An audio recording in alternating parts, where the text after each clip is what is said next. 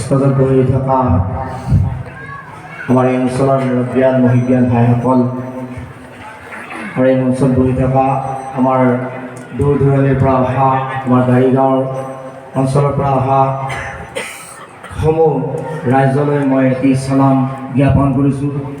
আপোনালোকে চালাম গ্ৰহণ কৰিব। আসসালামু আলাইকুম ওয়া ৰাহমাতুল্লাহি ওয়া বাৰাকাতুহু।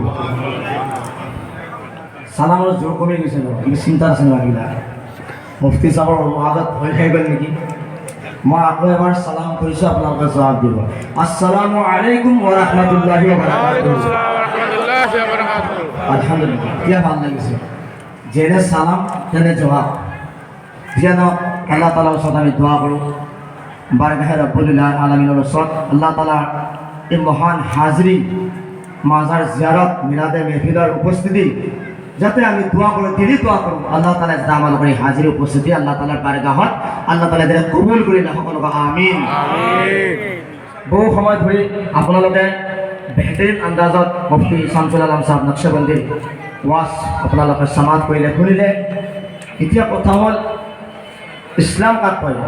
জানাৰ নাম ইছলাম নহয়, মানাৰ নামহে ইছলাম। চবেই জানো, কিন্তু মানিছে কেইজনে? সেইগতে জানাৰ নাম ইছলাম নহয়, মানাৰ নামহে ইছলাম। তেখেতে যিখিনি কথা কৈ থৈ গ'ল আমাৰ সেই কথাখিনিৰ ওপৰত আমি এতিয়া কি কৰিব লাগিব? মানিব লাগিব, আমি চলিব লাগিব। নীতি আদৰ্শ এজন আল্লাহৰ ৱলীৰ দৰবাৰত যেতিয়া আহিব লাগে, কেনেকৈ আহিব লাগে, কি হিচাপত আহিব লাগে, কেনেকৈ জিয়াৰত কৰিব লাগে, অলৰেডি তেখেতে গোটাখিনি কথা আমাক ভাঙি পাতি কৰি আছে। কি কি কৰ্ম কৰে আমাৰ মুছলমান সমাজটো আমি ভাবোঁ একত্ৰিত কৰি একগোট কৰি সমাজখন আমি আগবঢ়াই লৈ যাওঁ। আমাৰ চিন্তাধাৰা এইটো, কিন্তু আমাৰ চিন্তাধাৰা এইটো নহয় যে ভাগ ভাগ কৰি দিওঁ। তেখেতে মুফতি চাহাবে এটা কথা কৈছে, আমাৰ কিছুমান আমাৰ সমাজত আমাৰ সনাতনী ভাইসকলৰ তেওঁলোকৰো যে কিছুমান আছে, কিন্তু আমাৰ সমাজখন মই ক'ব বিচাৰিছোঁ কিছুমান উগ্ৰামী আছে, ঘূৰামী আছে আমাৰ সমাজত। এই ঘূৰামীবিলাক আমাৰ পৰা দূৰ কৰিব লাগিব। যদি আমাৰ কিবা ভুল আছে, তোমালোকৰতো বহুত ভুল আছে, আমাৰ যদি কিবা ভুল আছে দেখাই দিয়ক, আমি সেইবিলাক পিছলৈ চেষ্টা কৰিম। ৰাইজে নখ জোকাৰিলে নৈ বৈ যায়। ৰাইজে কাম কৰিব নোৱাৰে, কি কাম আছে?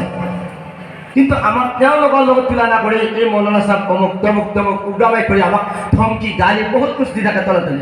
পিছত আমি গম পাওঁ অমুক বোলে বেৰিয়ান বোলে মাজাৰ পূজাৰী বোলে বিভিন্ন ধৰণৰ কথা পিছে পিছে কৈ থাকে। গাড়ীখনত এটা কথা আছে, কিন্তু মই এটা কথা কওঁ, মানুহ জাতিটো বিশ্বাস আপোনাৰ নকৰিব। আপুনি যাক বিশ্বাস কৰে কওঁ, সেই মানুহজনে আকৌ আহি সেইজনক কৈ দিয়ে।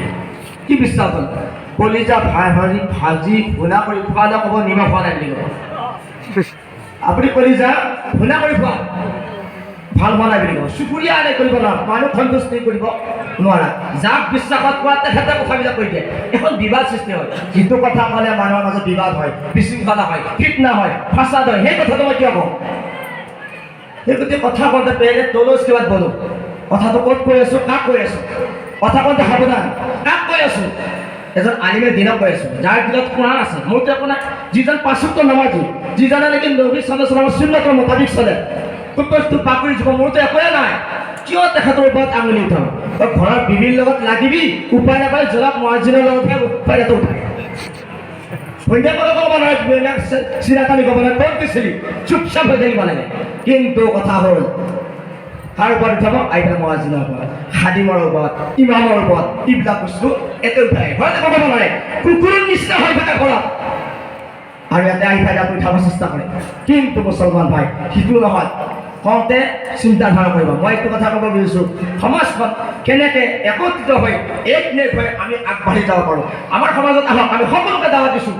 আহলে চুফি, যিটো চুফিবাদী বুলি কয়, এই জালালুদ্দিন তবৰিজী ৰহমাতুল্লাহ আলাইহ, এখেতক মান্যৱালা আজান পিছৰ ৰহমাতুল্লাহ আলাইহ, ইয়াছুদ্দিন আউলিয়া, বগা বাবা, ইঞ্জিল বাবা, যিমান নেকি আল্লাহৰ বলি আল্লাহসকল আছে, তেওঁলোকৰ চুফিবাদী, তেওঁলোকে সকলোকে সকলো ধৰ্মাৱলম্বীক এক নেক কৰি এটা সৎ পথত মানুহক দেখুৱাই তুলিছে। এইটো নহয় যে বেদান আজি অলপ কৰিছে, মুফতি চাহাবে কৈ গৈছে নহয়, গাত যদি কিবা এটা বেমাৰ হয় কি মানুহজন মাৰিব লাগে নেকি? সেই বস্তুটো ঔষধ খাব লাগিব, বা সেইখিনি বস্তু অপাৰেশ্যন কৰি পেলাই দিব লাগিব। সেনেকুৱা কথা। সেই বস্তুটো বেয়াৰ মাজৰটো ভাঙি তুলি যায়।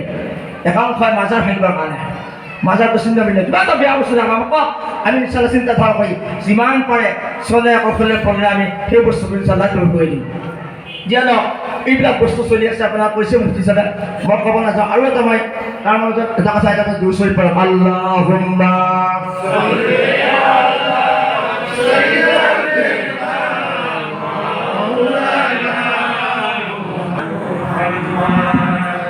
অলিৰ দৰবাৰত আহিলে কি পায় এটা ৰুহানী শক্তি এটা পায় নেকবান্দাৰ ওচৰত বহিলে এটা ৰুহানী শক্তি পায় সেই শক্তিটো যোনে তোনে নাপায় আৰু পাব লাগিলে আহিব লাগিব দূৰৰ পৰাই হাত এনেকৈ কৰি থাকিলে নহ'ব দূৰৰ পৰাই গালি দি থাকিলে নহ'ব আহিব লাগিব চাব লাগিব এটা ৰুহানী শক্তি নিয়ম নীতি হাদিছ শৰীফত যেনেকৈ কৈছে তেনেকৈ যেতিয়া আমি কৰিম ইনশাআল্লাহ আমি বহুত বস্তু পাম আমি যি পাইছোঁ আৰু বহুতে পাব বহুতে পাইছে এনেকুৱা ইতিহাস গুচি গৈছে যিহেতু জালালুদ্দিন তবৰিজী ৰহমাতুল্লাহ আলাইহি এজন নেককাৰ আছিলে মুত্তাকিন পৰহেজগাৰ আছিলে তেখেতে কৈছিলে যিটো বস্তু তুমি পচন্দ কৰা বেলেগৰ কাৰণে সেইটো পচন্দ কৰা যিটো বস্তু তুমি ভাল পোৱা বেলেগৰ কাৰণে সেইটো তুমি পচন্দ কৰা ভাল পোৱা আৰু তেখেতে কৈছিলে বেলেগৰ কাৰণে কাইট নুপুতিবা অৰ্থাৎ কথা নুপুতিবা আৰু ইটো সিটো আমি কথা পতাওঁতে পুৰা দুনিয়াখন দুশ্মনী হৈ যাব আৰু তোমালোকে পিতৃ মাতৃক ভাল ব্যৱহাৰ কৰিবা তেখেতৰ আচল ব্যৱহাৰ আমাৰ মাজত আনিব লাগিব তেখেতে যেনেকৈ চলিছিল যেনেকৈ আহিছিল যেনেকৈ ইবাদত বন্দী কৰিছিল সেই হিচাপে আমি চলিলে ইনশাআল্লাহ তেখেতৰ বহুত ফেচ আমি পাম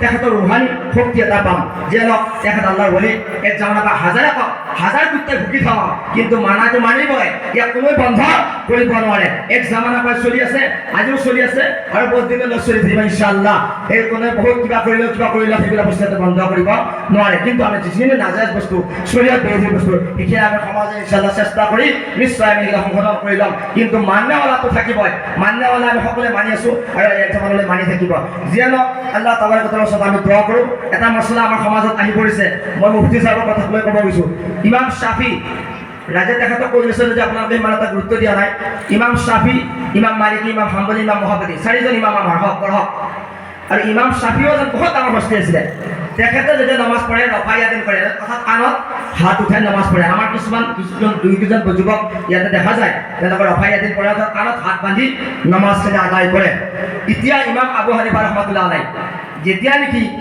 আমাৰ হুজুৰ আমাৰ ইমাম আবু হানিফা ৰহমাতুল্লাহ আলাইহি আমি যাক ফলো কৰি আছোঁ যাক মানি আছোঁ তাৰ নাম কি আছিল তেখেতৰ নাম আবু হানিফা ৰহমাতুল্লাহ আলাইহি মাজাৰ শৰীফত যেতিয়া গৈছে যোৱাতে 2 ৰাকাত নফল নামাজ পঢ়িছে নফল নামাজ পঢ়ি আমি যেনেকৈ নামাজ পঢ়োঁ তেনেকৈ নামাজ পঢ়িছে আল্লাহ আকবার তেওঁলোকে তেতিয়া ৰফায়াদিন কৰা নাই অৰ্থাৎ কাণত হাত উঠোৱা নাই আঙুলিটো এনেকৈ মাৰি থকা নাই আমি চালাম ফিৰাৰ পিছত তেওঁলোকে চালাম ফিৰাৰ পৰা ৰখি থকা নাই এতিয়া মই এই যুৱক কেইজনক ক'ব বিচাৰিছোঁ তোমালোকৰ যিসকল ইমাম শ্বাফি ৰহমাতুল্লাহ আলাইহি আমাৰ ইমামৰ পিছত যেতিয়া নেকি গৈছিলে ওচৰত যেতিয়া গৈছিলে আমি যেনেকৈ নামাজ পঢ়িছোঁ তেনেকৈ নামাজ পঢ়িছে আমি যেনেকৈ ৰুকু কৰিছোঁ তেনেকৈ ৰুকু কৰিছে আমি যেনেকৈ চিজদা কৰিছোঁ সেনেকৈ চিজদা কৰিছে আমি যেনেকৈ কাণত হাত উঠাইছোঁ সেনেকৈ কাণত হাত উঠাইছে তোমালোকে ক'ৰ পৰা এইটো ফতোৱা পালা আমাৰ পিছত নামাজ পঢ়ি কাণত হাত উঠাই থাকা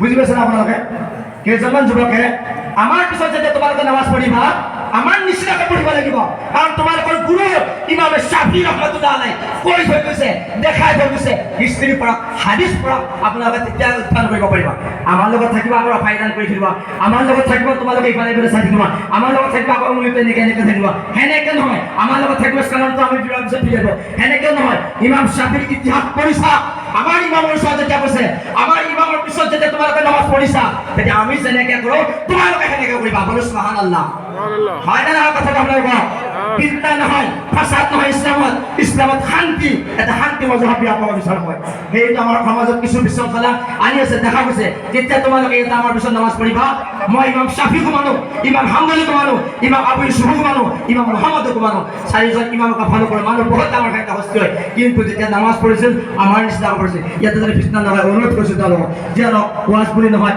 কিছু মই আপোনালোকক মুফতি চাহেবক কৈ থৈ গৈছে আমাৰ নিয়াজৰ ভিতৰত সময় আছে এতিয়া ইনশাআল্লাহ মিনাশ্চয় আমাৰ লগত পঢ়িম সকলোৱে দোৱা কৰিব বহু ভাইয়ে কষ্ট কৰিছে এই অনুষ্ঠান নামত দিন ৰাতি 24 ঘণ্টা আমাৰ কৰ্মকৰ্তাসকলে দৌৰি ঘৰৰ পৰা ঘৰে যায় কোনোবাই মানা কৰিছে কোনোবাই দৰ্জা বন্ধ কৰিছে কোনোবাই পিছত গালিও পাৰিছে বিভিন্ন ধৰণৰ কথা শুনি আনি আমালোকক এই অনুষ্ঠানটোত খানা এটা ব্যৱস্থা কৰিছে তাৰ কাৰণে গৰীব মিস্কিন ফকীৰ তেওঁলোকৰ হকত আমাৰো এটা হিস্সা আছে সেইবিলাক বস্তু আমাৰ কাৰণে দৌৰি ফুৰিছে তেওঁলোকৰ কাৰণে আমি দোৱা কৰিম আৰু যিসকল যোনে নহওক ইয়াতে মই ৰাজনীতিক পলিটিক্স ক'ব নাযাওঁ মই কিন্তু অনুষ্ঠানৰ লগত ভাল কাম কৰিলে মই মছজিদত হওক মাজাৰত হওক কবৰস্থানত হওক প্ৰত্যেক কামতে ইনশাআল্লাহ মই লাগি থাকিম আপোনালোকে লাগিব নালাগে ইনশাআল্লাহ ভাল কামত ভাগ দিব নালাগে আমি ৰাজনীতি নচলাব এই মছজিদত, এই মাজাৰত, এই অনুষ্ঠান প্ৰতিষ্ঠানত মই অনুৰোধ কৰিছোঁ, সমাজ বিশৃংখল হ'ব, সমাজ ঠাণ্ডা বান্ধা হৈ যাব, সমাজখন আপোনালোকৰ এটা দায়িত্ব একত্ৰিত কৰি চলা, এক নেট কৰি চলা, সকলো ভাইচাৰা হিচাপত চলিবৰ কাৰণে চেষ্টা কৰক। কাৰণ 4-5-8-10টা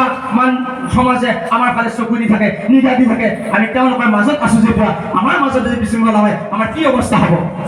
যিয়ে নহওক মই দোৱা কৰোঁ সমাজখন যাতে এই ধৰণে নিৰ্ভৰ আল্লাহ তাআলা চলায়। বহু কথা ক'ব নাযায়, ভুল হ'লে নিজৰ ভাই বুলি শুধৰাই দিব, জনাওক এইটো ভুল হৈছে বুলি, পিছত যাতে সমালোচনা নকৰে, পিছত যাতে মোক গাড়ী নাপাৰে, প্ৰথমতে গাড়ী নাই হ'লে কিছুমান মানুহে পিছত বিপদত আহিব। মই সেইকাৰণে মুক্তি চাব কৈছোঁ, আজি মই কথা নকওকচোন, মই গম পাওঁ কি কথা ক'লে আকৌ কি কয় মানুহ ক'ব কৈছোঁ এই গাড়ীত তাৰ কথা কোন নক'ব, কিন্তু কৰি দিয়া আহি পেলাই মোকো কৈ দিয়ে। দিয়া নক আল্লাহ তাআলা ওচৰত দোৱা, সকলোৱে সালাতু সালামৰ কাৰণে খাৰা হৈ যাওক।